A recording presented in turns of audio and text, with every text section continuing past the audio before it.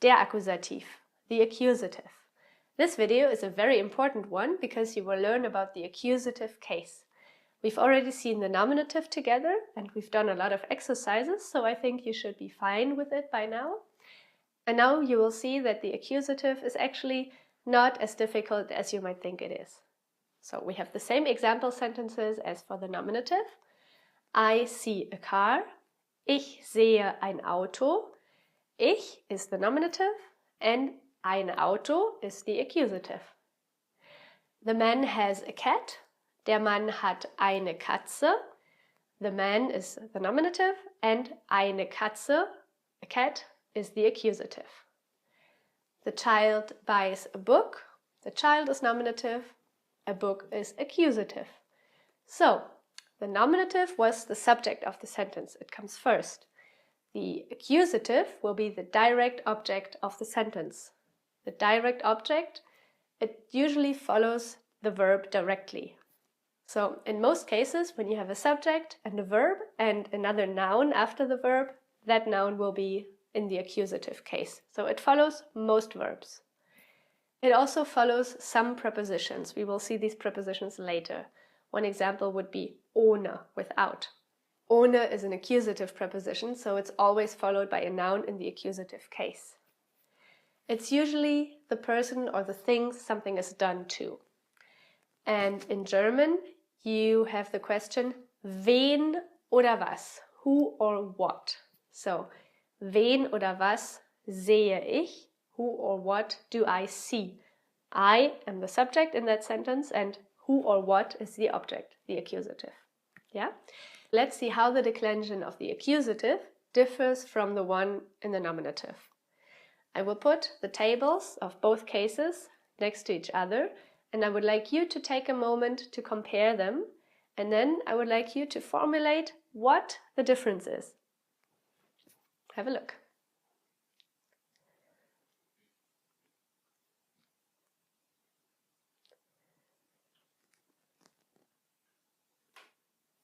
So this is the table for the definite article, and you will see that actually the only thing that is different is masculine singular.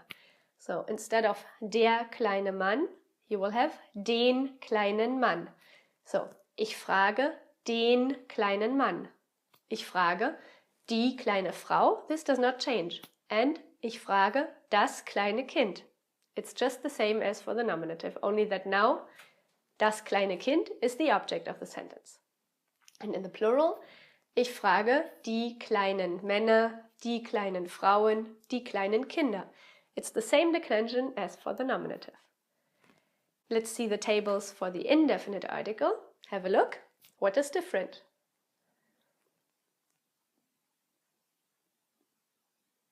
Yeah, exactly. The only thing that is different is, again, masculine singular. So instead of ein kleiner Mann, you will now have einen kleinen Mann. Ich sehe einen kleinen Mann. Ich sehe eine kleine Frau. Ich sehe ein kleines Kind. Feminine and neuter do not change. In the plural, it's also the same as in the nominative. Ich sehe kleine Männer. Ich sehe kleine Frauen. Ich sehe kleine Kinder. Let's do a quick translation exercise. How do you say, the small woman asks the tall woman? Small is klein, to ask is fragen, and tall means groß. How do you say, the small woman asks the tall woman?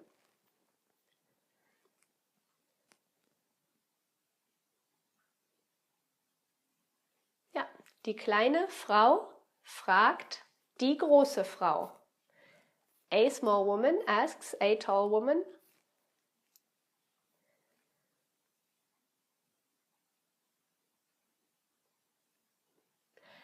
Eine kleine Frau fragt eine große Frau. Nothing changes. The small child asks the tall child.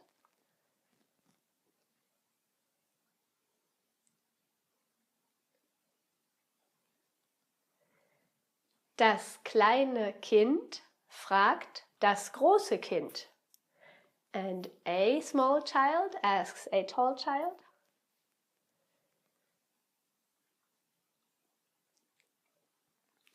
Ein kleines Kind fragt ein großes Kind.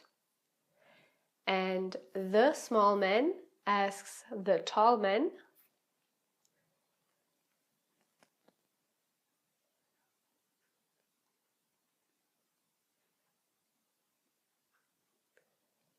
Der kleine Mann fragt, and now comes the difference, den großen Mann. A small man asks a tall man.